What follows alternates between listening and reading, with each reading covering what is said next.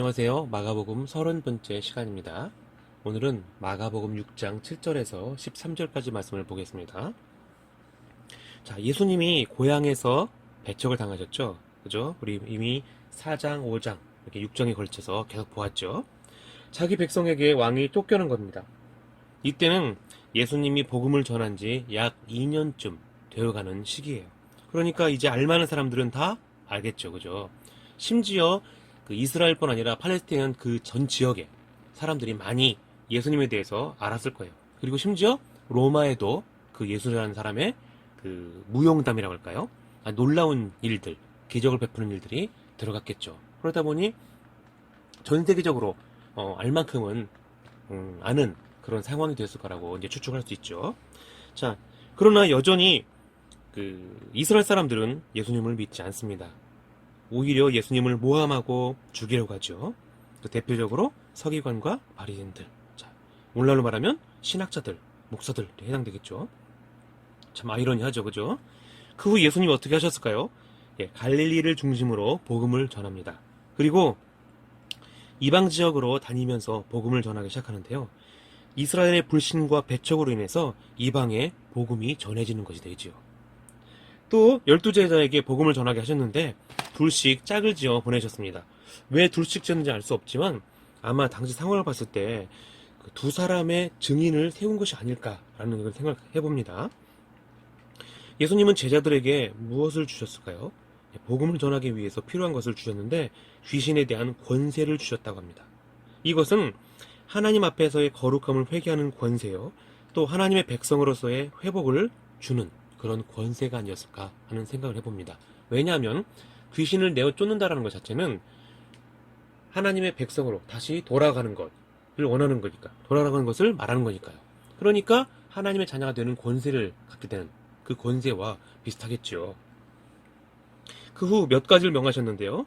지팡이 외에는 가져가지 말아라 이렇게 하셨어요. 지팡이는요, 위험을 만날 때 사용하고 적을 만나거나 사나운 짐승을 만날 때 사용합니다. 또 길을 갈 때 도움을 주기도 하죠. 그리고는 이어서 뭐라고 하셨냐면 양식이나 주머니나 돈도 가져가지 말아라 라고 하셨어요. 오직 예수님이 주신 권세, 귀신을 쫓는 권세만 가지고 가라는 그런 영역이죠. 또 신만 신고 여분의 옷도 가지고 가지 말라고 하셨습니다. 도대체 이해가 안 되죠, 그죠? 여행하는데 아무것도 챙기지 말라는 거예요. 그냥 단 하나, 지팡이 하나만 챙기라는 거죠. 우리로 말하면 뭐예요? 오늘날로 말하면 먹을 것도 입을 것도 그리고 필요한 것도 심지어 도움이 될 만한 것도 가져가지 말아라는 거죠. 복음 전할 때요.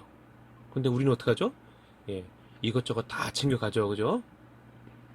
복음 전원 자체가 지금 오늘 본문에 나오는 내용과 오늘날의 복음 전도하는 그 부분들은 조금 다릅니다. 참고하시길 부탁드리고요. 그럼 이 여행은 어떤 여행이었을까요? 예, 한마디로 말하면 복음을 전하는 여행이라고 말할 수 있겠죠. 예수님이 누군지 알리는 여행이다라고 저는 말하고 싶어요. 왜냐하면 마가복음의 저자인 마가는 이 마가복음을 기록하면서 예수님은 누구신가에 초점을 맞추기 때문이죠. 그러니까 여기도 예수님이 누구신지를 알려주는 여행이다. 그런 것을 알려주는 복음 전도 여행이다 라고 볼 수 있겠죠. 복음이라는 것 자체만도 이미 예수 그리스도를 알려주는 것이기 때문에 이 전도는, 이 여행은 예수님이 누구신지 알려주는 여행이라고 볼 수 있겠죠. 그래서 제자들은 만나는 사람이 누구든지 가서 그 복음을 전하고, 즉 예수님이 어떤 분인지 알려주고 하나님의 아들로서 죄의 권세를 가지고 있는 분을 알려주면서 그 앞에 엎드려 회개하고 용서를 받게 하는 여행, 그것이 바로 복음 전도 여행이죠. 자, 오늘날 전도와 비교해 보시라고 계속 말씀드렸어요. 자, 하나님의 백성으로 돌아오게 하는 여행. 그러니 주님이 주신 권세 외에는 아무것도 가지고 갈 수가 없는 것이죠. 그들이 할 수 있는 그 방법은, 할 수 있는 것은 오직 하나밖에 없어요. 무엇이죠? 하나님이 함께 하신다는 걸 믿고 가는 거예요. 그런데 한번 생각해 보세요. 얼마 전에 나사렛에서 예수님이 어떤 대접을 받으셨죠? 예, 배척당하셨습니다. 쫓겨나셨어요. 고향에서 쫓겨나셨어요. 그들이 예수님을 비난하고 조롱하고 경멸해요. 결국은 죽이려고 했다는 거죠. 그죠? 물론 나중에 죽이지만요. 죽이는데 동참하지만요. 그런 사람들에게 제자들을 보낸 것이라고 생각하시면 돼요. 자, 그렇다면 오히려 잘 준비시켜서 보내야 하지 않을까요? 뭐 무기도 지니게 하고 돈도 좀 넉넉하게 주고 사람도 좀 붙여주고 뭐 그러지 않을까요? 그러나 예수님은 그렇게 하지 않으셨어요. 복음은 예수님이 주신 권세만 가지고 전하는 겁니다. 이어서 예수님이 이렇게 말씀하셨죠. 어느 집에 들어가든지 그곳을 떠나기까지 거기 유하라.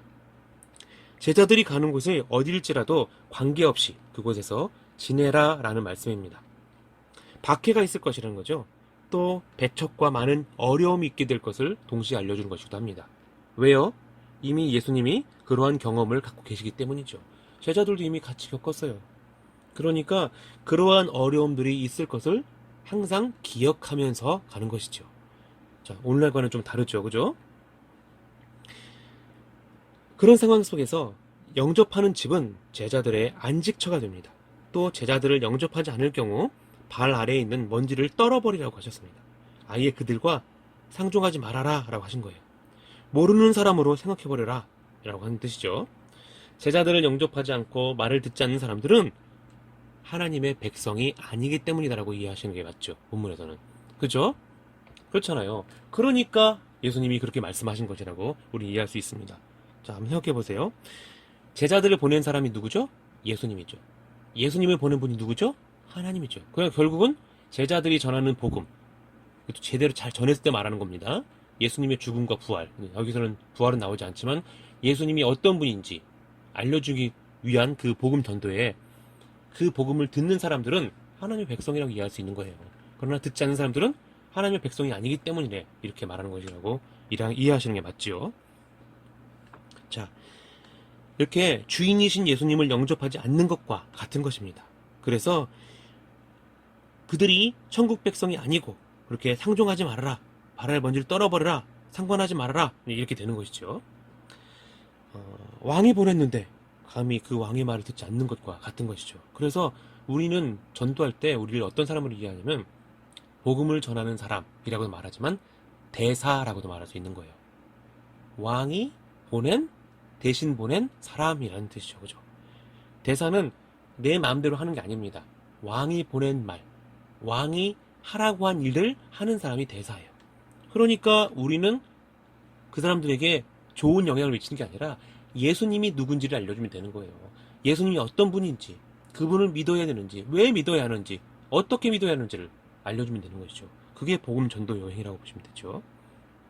자, 그러면 예수님이 왜 제자들에게 이렇게 하라고 하셨을까요?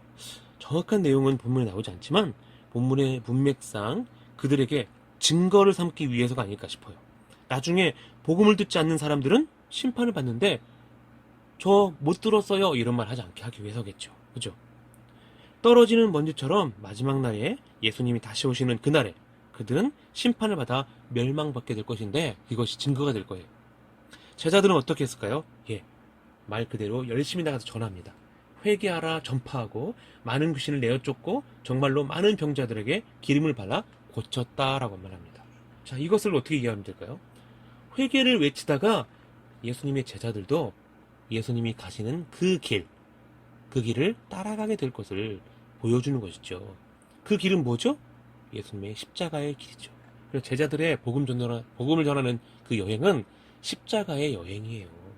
우리처럼 돈 많으니까 어느 나라 가서 무엇을 하고 뭘 하고 단기 선교한답시고 6개월 동안 어디 가서 뭐 하고 섬기고 온다고 이런 거 물론 좋죠. 그러나 성경에 말하는 전도여행은 그것과는 차원이 다른 문제죠. 예수님의 죽음을 알려주면서 그 제자들도 그 죽음을 따라가는 여행이 복음 전도 여행이에요. 그러니까 예수님이 가신 그 길을 따라가는 것이 맞죠. 그래서 십자가의 삶이다라고 말할 수 있겠죠. 또 마가는 그런 부분을 그렇게 알려주고 있기 때문이죠. 이렇게 예수님이 전한 그 복음과 또 제자들이 전한 그 복음은 매우 비슷하다라고 볼 수 있습니다. 거의 같다라고 봐야죠. 그죠? 물론 예수님이 계셨을 때 3년 반 정도 되겠죠. 그 정도는 제자들이 예수님 말씀을 제대로 듣거나 또 사람들이 전할 때 그대로 하지 못했던 것 같아요. 그러나 예수님이 죽으신 후 또 오순절 날이 이른 이후에 성령께서 오신 이후에는 오순절날이죠. 성령의 감동에 힘입어 그들이 담대하게 복음을 전하고 목숨을 걸고 전해요. 그리고 정말로 많은 제자들이 순교를 하죠.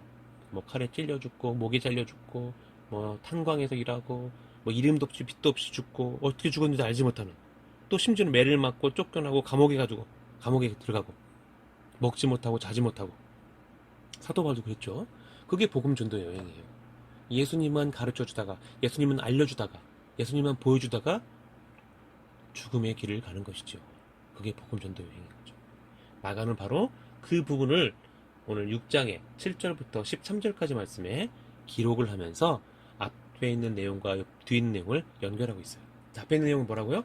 예수님이 고향 땅 나사렛에서 배척을 받으시고 존경을 받지 못한다 라고 말했죠. 그죠? 예수님 십자가 얘기한다고 했어요. 여기도 마찬가지예요. 제자들도 회개하러 전파하면서 그 예수님의 십자가 길을 따라 죽는 길을 간다는 걸 말하는 거고요. 바로 이어서 6장 14절부터는 세례 요한이 죽는 거에 나오는데, 세례 요한이 죽음으로 바로 그 길을 갔다는 것을 보여주는 거예요. 그리고 나서 이어서 나오는 것이 뭐냐면 오병이의 기적이에요. 자, 양식이 없는, 진정한 양식이 없는 그 시대라는 거죠. 그죠?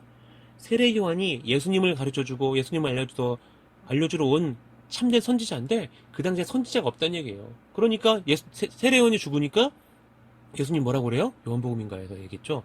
목자 없는 양같이. 마가복음도 있는 것 같은데요, 저는. 목자 없는 양같이 이렇게 표현해요. 있네요. 6장 34절입니다. 예수께서 나오사 큰 무리를 보시고 그 목자 없는 양 같음을 인하여 불쌍히 여기사. 그렇죠. 왜요? 진짜 목자인 세례 요한 죽었기 때문에요. 대단하죠, 그죠? 그러니까 이게 계속 죽음이라는 것, 예수님의 죽음, 십자가의 삶이라는 것을 계속 마가는 연결시키고 있다는 거죠. 이 부분을 절대 놓쳐서는 안 되는 겁니다. 이 부분을 놓치면 문맥의 흐름을 끊어서 결국에는 성경을 이상하게 해석하거나 내가 원하는 대로 이해할 수 있는 것이죠. 자, 그런 부분을 조심하기를 부탁드리겠습니다. 자, 오늘은 여기까지 하겠습니다. 다음 시간에 보겠습니다. 자, 감사합니다.